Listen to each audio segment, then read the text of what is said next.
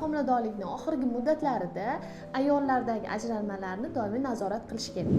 Agarda tvorogsimon, kremsimon sizda ajralmalar kelayotgan bo'lsa, bu ko'pincha gribok, ya'ni zamburug'lik kasalliklarni bitta belgisi hisoblanadi. Bunday vaqtda qin ajralmalarini surtma topshirish kerak. Agarda gribok, ya'ni молочницаlar aniqlanadigan bo'lsa, albatta qinni yuvish va unga qarshi kerakli bo'lgan svechalardan foydalanish. Agarda siz ko'p shirinlik qabul qilayotgan bo'lsa, shirinlikdan albatta voz kechish kerak bo'ladi va shuni natijasida davolash muolajalarini olib borish kerak. Nima uchun qilamiz? Agarda sizda jinsiy a'zolar sohasida ayniqsa молочницаlar bo'ladigan bo'lsa, birinchi o'rinda homiladorlik oxirgi muddatlarda tug'ruqdan oldin suv ketish holatlari kuzatilishi mumkin.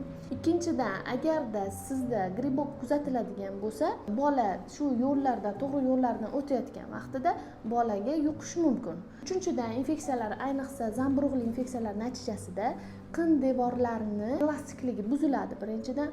Ikkinchidan, tez yirtilishga moyil bo'ladi va shuning natijasida sizda tug'ruqdan keyin har xil yirtilishlar, travmalar bo'lishi kuzatilishi mumkin.